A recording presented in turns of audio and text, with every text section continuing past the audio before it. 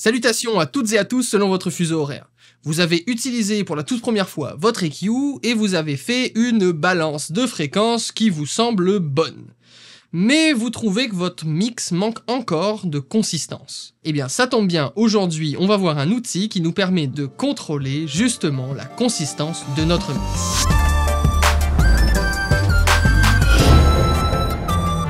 Ici Eliakim pour Cefa Productions et aujourd'hui on va en apprendre un peu plus sur l'un des concepts les plus difficiles à maîtriser dans le mixage, à savoir le contrôle de la dynamique. Mais avant de voir comment dans le concret ça fonctionne, on va commencer par expliquer le concept de la dynamique et l'outil relié au contrôle de la dynamique, à savoir le compresseur. La dynamique d'un son, en simplifié, est l'écart entre son volume le plus fort et les volumes les plus faibles. Le compresseur, tant qu'à lui, est un outil permettant de contrôler la dynamique. Il agit de manière à diminuer le volume de tout signal dépassant son seuil d'activation. De cette manière, le compresseur aura pour effet de diminuer les sons trop forts et d'augmenter les sons trop faibles. En audio, la compression peut servir autant à contrôler les volumes qu'à changer en quelque sorte la structure d'une onde sonore. Elle nous permet aussi de venir coller, unifier les différentes pistes de notre projet entre elles. Voyez par exemple le mix suivant sans compression.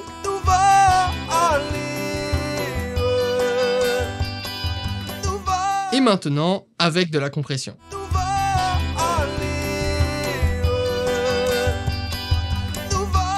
Pour pouvoir utiliser la compression comme il le faut comprendre un minimum comment ça fonctionne. Et nous commençons tout de suite, c'est parti. Premièrement, parlons un peu de concept en arrière de la dynamique. On va commencer avec le premier concept qui est le pic ou le transient. C'est plutôt un terme pour nommer le son au volume le plus élevé et à la durée la plus courte d'une onde sonore. Chaque onde sonore possède un transient et j'aime bien le voir comme l'attaque de l'onde sonore. En quoi cela est important? Eh bien, lors de la compression, si on n'est pas conscient d'avoir des transients et un signal plus faible ensuite, on risque de mal compresser, car le compresseur va agir d'abord sur les transients avant d'affecter le reste de notre signal. Deuxième concept, je vais parler de l'écart dynamique. C'est un concept qui porte pas forcément ce nom-là ailleurs. Alors, petite pause, le terme exact, c'est vélocité, mais qui est relié à l'énergie, à la puissance. Les batteurs professionnels ont compris ce concept depuis bien longtemps. L'écart dynamique, c'est l'écart donc entre les sons les plus forts et les plus faibles, mais c'est aussi l'énergie et comment le cerveau transcrit l'information audio par rapport à cet écart dynamique. La différence entre un batteur amateur ou semi-professionnel et un batteur professionnel se retrouve régulièrement dans ce qu'on appelle les ghost notes, des sons très très faibles pour laisser de la place à des sons plus forts et donc rendre ces sons-là beaucoup plus impactants. Voici un premier exemple avec un rythme de batterie où la dynamique est totalement égale pour chaque section de la batterie.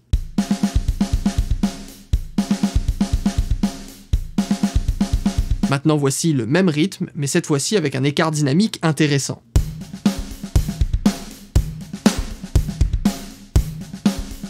Comme vous pouvez le constater, cela rajoute ou crée une impression de puissance. Finalement, dernier concept, il s'agit de l'enveloppe du son. C'est l'élément structurel d'une onde sonore, donc les paramètres qui définissent la structure d'une onde. Je ne vais pas m'attarder sur tous les paramètres, mais surtout sur deux, l'attaque et la relâche. L'attaque est le moment entre il n'y a pas de son et on arrive au signal le plus élevé d'une onde sonore. Et la relâche, c'est un peu l'inverse. On part de l'onde sonore et on atteint le niveau où il n'y a plus de son, où l'air arrête de se déplacer. En quoi cela est important? Eh bien la compression va jouer sur l'attaque et la relâche et donc va changer en quelque sorte la structure de notre onde sonore. Il va falloir donc être conscient de ces changements lorsqu'on applique de la compression sur une piste. Le compresseur est un très bon outil pour rendre l'écoute beaucoup plus agréable, mais il peut aussi détruire votre mix. Je vais vous parler de 3 sonorités particulières d'un compresseur où il faut faire attention lorsqu'on l'utilise sur différentes pistes. Premièrement, le pumping, l'effet de pompe. En gros, on va entendre le compresseur s'activer et se désactiver. Ceci dû à un mauvais réglage de l'attaque et de la relâche. Parfois, on veut créer cet effet de pompe, mais généralement, on préfère l'éviter. Comme mentionné tout à l'heure, attention aussi à la perte d'écart dynamique. Si on compresse trop toutes les pistes, twist, eh bien toutes les pistes vont sonner en termes de puissance totalement égales. Cela va diminuer grandement l'impact de vos changements de section et de vos différents instruments. Finalement, attention à l'agressivité qu'un compresseur peut apporter. Étant donné que le compresseur va augmenter les volumes les plus faibles, vous risquez d'augmenter des signaux indésirables et des éléments qui rendent l'audio un peu plus désagréable à l'écoute. Par exemple, une voix trop compressée va augmenter grandement les sons de bouche, de respiration et l'air dans la voix. Par moment, on veut aller chercher justement cet effet de crunch dans la voix grâce à la compression. Petite parenthèse, si vous trouvez ça intéressant de parler de dynamique, d'EQ, de compression, de mixage, de production, eh bien n'hésitez pas à vous abonner juste en bas et à activer la cloche pour ne rien manquer des prochaines vidéos. Si vous voulez, vous pouvez aussi mettre un like, un pouce bleu et partager la vidéo, c'est le plus gros soutien que vous pouvez nous apporter. On continue avec la compression. Un compresseur possède plusieurs paramètres et je vais vous les lister. Premièrement, parlons du ratio. Le ratio est l'intensité de la compression. Plus le chiffre est élevé, 3, 4, 5, 6, 7, 10, 20 pour 1, plus l'intensité sera grande au niveau de la compression. À 20 pour 1, le compresseur est considéré comme un limiteur. Ensuite, parlons de l'attaque. L'attaque peut être vue comme l'agressivité du compresseur. Dans le concret, il s'agit de la vitesse à laquelle on va commencer à compresser le signal. Plus il est rapide, plus on va affecter les transients. Plus il est lent, plus on va laisser le transient passer sans être compressé et on va compresser la suite du signal. En lien direct avec l'attaque, il y a la relâche, qui est le total inverse. La vitesse à laquelle le compresseur va revenir à son état initial et va laisser le signal sans être compressé. La relâche peut être vue comme la couleur du son. C'est un peu particulier, mais une relâche très rapide et une relâche très lente va changer la sonorité de votre signal. Une relâche très rapide sur un kick va rajouter drastiquement un genre de rumble, de low end et de oomph au son. Finalement, dernier paramètre, le seuil. Le seuil est le niveau à partir duquel on demande au compresseur de faire son travail et donc de commencer à compresser. Bien évidemment, plus le seuil est bas, plus on va compresser parce que tout ce qui dépasse ce seuil-là va être compressé. Il existe parfois d'autres paramètres et chaque compresseur possède ses particularités, tout comme les EQ, et c'est l'expérience qui va nous permettre de savoir quel compresseur utiliser dans quelle situation. Parfois, il s'agit aussi simplement de goût. Par exemple, moi, j'aime énormément la sonorité d'un 1176 qui est un compresseur analogue ou des versions plugin de ce compresseur-là. Cependant, les compresseurs qui viennent avec les logiciels de son, ce qu'on appelle des stock plugins, vont être les solutions les plus abordables pour apprendre la compression. Maintenant, passons à une petite méthode d'apprentissage de la compression et en particulier de l'attaque et de la relâche. Comme je l'ai dit, c'est la chose la plus compliquée à maîtriser en audio, la compression, car parfois ça peut être difficile d'entendre le résultat d'une compression. Alors, au tout début, ce que je vous conseille, c'est de vous entraîner à écouter l'attaque et la relâche séparément. Prenez un sample de kick ou de voix, enregistrez-vous ou alors récupérez ça directement sur internet et faites jouer votre piste en boucle. Activez un compresseur sur votre piste, et maintenant, réglez un ratio entre 4 et 5. Mettez un seuil pour le moment autour de -12, -20, sans trop y penser pour le moment. On va commencer par apprendre l'attaque. Donc, vous allez prendre votre relâche et la régler à 50 millisecondes. Maintenant, en mettant votre attaque le plus court possible, diminuez le seuil jusqu'à atteindre à peu près -6, -10 dB de compression. Et écoutez l'attaque très courte d'un compresseur.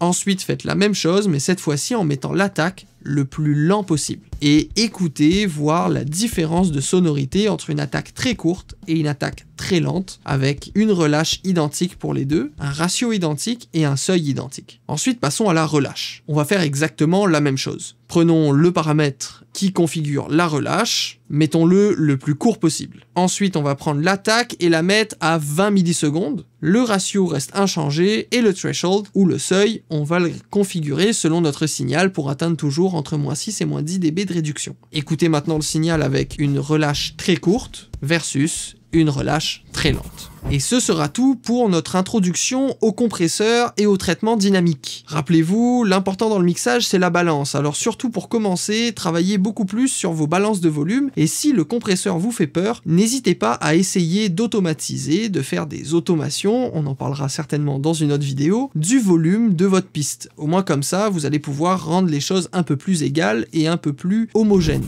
Pour la compression, on va faire d'autres vidéos et d'ailleurs, je vous prépare un Behind the Mix d'un projet sur lequel j'ai travaillé qui est disponible dans la description. L'initiation à la compression est terminée et maintenant nous allons parler de la dernière étape du mixage. Il s'agit, à mon sens, du moment le plus créatif au niveau du mixage, mais je vois que vous êtes encore là, et comme d'habitude, et ben ça fait de vous des êtres humains géniaux. Même sans ça, vous êtes des êtres humains géniaux. Si vous voulez partager, merci, et surtout, faites-moi des commentaires, j'y tiens, ça m'aide à m'améliorer. En attendant, c'était Eliakim pour CFA Productions, et ciao!